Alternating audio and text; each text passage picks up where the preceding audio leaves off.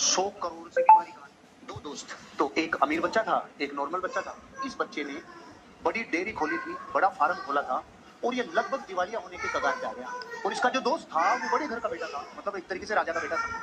तो इसकी पत्नी ने बोला, अजी सुनो, आप कहते थे इतने सालों से कि आपका एक अमीर दोस्त था, तो चलो अपन उससे मदद लेने चलते हैं। तो ये इसकी पत्नी और बच्चे चल पड़े। ये गए, गेट कीपर को बोला कि वो दोस्त जो इतने साल पहले साथ पढ़ता था वो आया है। आते ही उसका दिल खोल के स्वागत किया दोस्त का और बाहों में भर लिया। दोस्त, इतने वर्षों बाद तू आया है, तेरे पूरे परिवार का स्वागत है, मेहमान नवाजी की जाए, बहुत मान सम्मान किया जाए, सेवा की जाए, आप आराम करो। खाना पीना किया, रेस्ट करवाया कि सुबह बात करेंगे। सुबह दोस्त आया, दोस्त ने आते ही अपनी पूरी कृत्रिम मोड चालू किया, दवाइयां भी की, पेशाब भी की, वो सब खत्म हो गया। अच्छा अच्छा।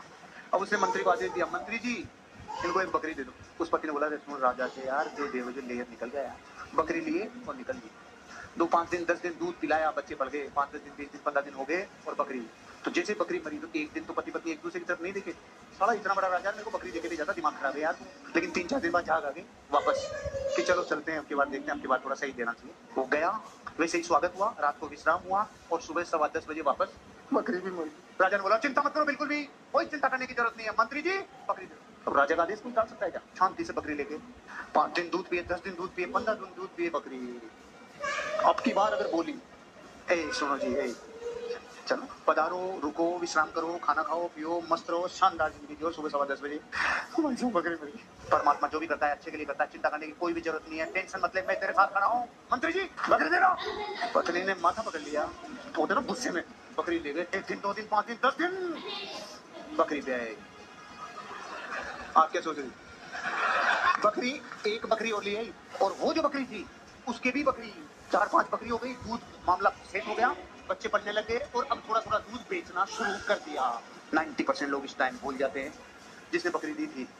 उसकी पत्नी ने कहा, सुनो जी, आज जो भी हो रहा है, जितना भी हो रहा है, मेरे बच्चे पढ़ रहे हैं, चलो धन्यवाद के क्या कि सच्ची कि हाँ चलो चलो। वही स्वागत, वही खाना पीना, वही रहना, महलों में आना और सुबह 10:15 बजे। लेकिन ये दोस्त, तूने मेरी मदद की मेरे जीवन में, जब मेरे बच्चों के लिए भी कुछ नहीं बचा था, तूने मेरी मदद की।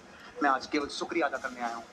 चिंता नहीं करो, परमात्मा सबका भला करता है। मंत्री जी 100 गायें दे दो और 5 गांव दे दो। पत्नी ने कहा, रब मांगने आए थे तब दिया नहीं था, अब ये 5 गांव और 100 गायें दे रहा है। बस दोस्त, तुझे यही समझाना चाहता हूँ, मैं दे तो तुझे पूरा राज्य सकता था उस दिन, जिस दिन तेरे बच्चे भी नहीं पढ़ रहे थे, पूरा राज्य भी दे देता ना, तेरा पूरा राज्य कोयला हो जाता मेरे लाला। मैंने तुझे सिर्फ इसलिए बकरी दी थी क्योंकि तेरी बकरी मरने का टाइम चल रहा था। अब तेरी बकरी ब्याई, तेरे लिए राज्य कुर्बान है, तेरे को भाग्य के लिए रोना नहीं है, तेरे साथ मैं खड़ा हूँ। ध्यान से सुन लेना, जीवन बदलने वाली कहानी।